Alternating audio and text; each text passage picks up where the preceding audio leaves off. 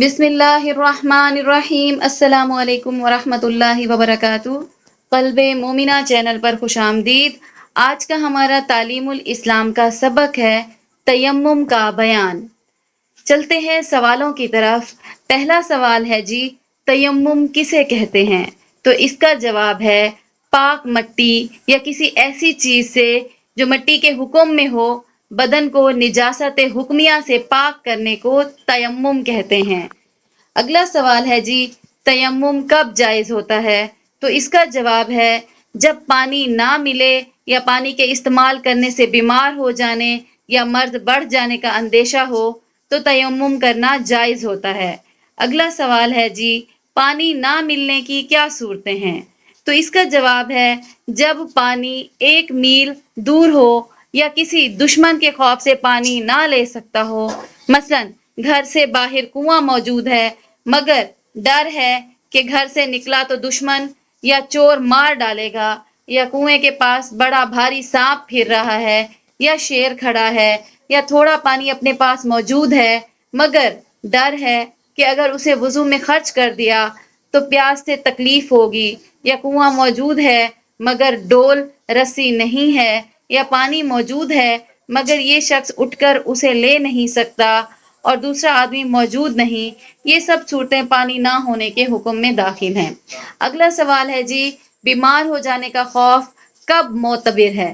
تو اس کا جواب ہے جبکہ اپنے تجربے سے گمان غالب ہو جائے یا کسی بڑے قابل حکیم کے کہنے سے معلوم ہو کہ پانی کے استعمال کرنے سے بیمار ہو جائے گا تو تیمم درست ہے۔ اگلا سوال ہے جی، پانی کے 1 میل دور ہونے سے کیا مراد ہے؟ ذرا کھول کر بیان کریں۔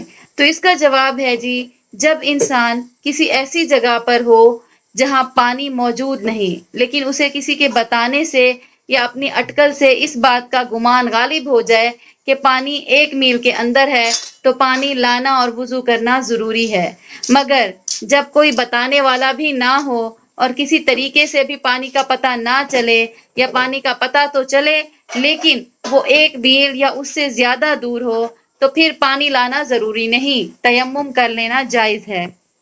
اگلا سوال ہے جی، تیمم میں فرض کتنے ہیں؟ تو اس کا جواب ہے 3 فرض ہیں۔ اول نیت کرنا، دوسرے دونوں ہاتھ مٹی پر مار کر منہ پر پھیرنا، تیسرے دونوں ہاتھ مٹی پر مار کر دونوں ہاتھوں کو کوہنیوں سمیت ملنا۔ اگلا سوال ہے جی، تیمم کرنے کا پورا طریقہ بتاؤ۔ تو اس کا جواب ہے جی، اول نیت کرو کہ میں ناپاکی دور کرنے اور نماز پڑھنے کے لیے تیمم کرتا ہوں، پھر دونوں ہاتھ مٹی کے بڑے ڈھیلے پر مار کر انہیں جھاڑ دو، زیادہ مٹی لگ جائے تو منہ سے پھونک دو اور دونوں ہاتھوں کو منہ پر اس طرح پھیرو کہ کوئی جگہ باقی نہ رہ جائے۔ ایک بال برابر جگہ چھوٹ جائے گی تو تیمم جائز نہ ہوگا۔ پھر دوسری مرتبہ دونوں ہاتھ مٹی پر مارو اور انہیں جھاڑ کر پہلے بائیں ہاتھ کے چاروں انگلیاں سیدھے ہاتھ کی انگلیوں کے سروں کے نیچے رکھ کر کھینچتے ہوئے کوہنی تک لے جاؤ۔ اسی طرح لے جانے میں سیدھے ہاتھ کے نیچے کی جانب ہاتھ پھر جائے گا، پھر بائیں ہاتھ کے ہتھیلی سیدھے ہاتھ کے اوپر کی طرف کوہنی سے انگلیوں تک کھینچتے ہوئے لاؤ اور بائیں ہاتھ کے انگوٹھے کے اندر کی جانب کو سیدھے ہاتھ کے انگوٹھے کی پشت پر پھیرو، پھر اس طرح سیدھے ہاتھ کو بائیں پر پھیرو، پھر انگلیوں کا ہلال کرو۔ اگر انگوٹھی پہنے ہوئے ہو تو اسے اتارنا یا ہلانا ضروری ہے۔ داڑھی کا خلال کرنا بھی سنت ہے۔ اگلا سوال ہے جی، وضو اور غسل دونوں میں تیمم جائز ہے یا صرف وضو میں؟ تو اس کا جواب ہے جی، دونوں میں تیمم جائز ہے۔ اگلا سوال ہے جی، کن چیزوں پر تیمم کرنا جائز ہے؟ تو اس کا جواب ہے پاک مٹی اور ریت اور پتھر اور چونا اور مٹی کے کچے یا پکے برتن جن پر روغن نہ ہو، اور مٹی کی کچی یا پکی اینٹیں، اور مٹی یا اینٹوں یا پتھر یا چونے کی دیوار اور گیرو اور ملتانی مٹی پر تیمم کرنا جائز ہے۔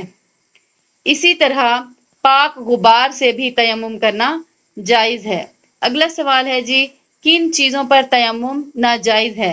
تو اس کا جواب ہے لکڑی، लोहा, सोना, चांदी, तांबा, पीतल, एल्युमिनियम, शीशा, रॉन्ग, जस्त, गेहूं, जौ और तमाम गल्ले, कपड़ा, राख, इन तमाम चीजों पर नाजायज है। यूं समझो कि जो चीजें आग में पिघल जाती हैं या जलकर राख हो जाती हैं, उन पर तयम्मुम नाजायज है। अगला सवाल है जी, पत्थर या चूने या ईंटों की दीवारों पर गुबार ना हो तो तयम्मुम जायज होगा या नहीं? तो इसका जवाब है, जिन चीजों पर हमने तयम्मुम जायज बताया है उन पर गुबार होने की शर्त नहीं है। पत्थर या ईंट या मिट्टी के बर्तन धुले हुए हों, जब भी उन पर तयम्मुम जायज है। अगला सवाल है जी, जिन चीजों पर तयम्मुम नाजायज है, अगर उन पर गुबार हो तो तयम्मुम हो जाएगा या नहीं? तो इसका जवाब है हाँ। जब इतना गुबार हो कि हाथ मारने से उड़ने लगे या इस चीज पर हाथ रखकर खींचने से निशान पड़ जाए तो तयम्मुम जायज है। अगला सवाल है जी, अगर कुरान मजीद पढ़ने या छूने या मस्जिद में जाने या अजान कहने या सलाम का जवाब देने की नीयत से तयम्मुम किया तो इससे नमाज जायज है या नहीं? तो इसका जवाब है जायज नहीं। अगला सवाल है जी, नमाज जनाजा या सजदा या तिलावत की नीयत से तयम्मुम किया तो उससे नमाज जायज है या नहीं? तो इसका जवाब है जायज है। अगला सवाल है जी, अगर पानी ना मिलने की वजह से तयम्मुम कर लिया और नमाज पढ़ ली, फिर पानी मिल गया तो क्या हुक्म है? तो जवाब है जी, नमाज हो गई, अब इसे लौटाने की हाजत नहीं, चाहे पानी वक्त के अंदर मिला हो या वक्त के बाद। अगला सवाल है जी, तयम्मुम किन चीजों से टूटता है? तो इसका जवाब है, जिन चीजों से वुजू टूटता है उनसे तयम्मुम भी टूट जाता है। हाँ, गुस्ल का तयम्मुम सिर्फ हद से अकबर से टूटता है, यानी मतलब बड़ी जो नापाकी होती है उससे टूटता है। अगर पानी ना मिलने की वजह से तयम्मुम किया था तो वो तयम्मुम पानी पर कुदरत हासिल होने से भी टूट जाता है। मतलब जैसे ही हमें पानी मिलेगा तो वो तयम्मुम टूट जाएगा। और अगर किसी और उज़्र मसलन मर्ज वगैरह की वजह से तयम्मुम किया था तो इस उज़्र के जाते रहने से भी तयम्मुम टूट जाता है।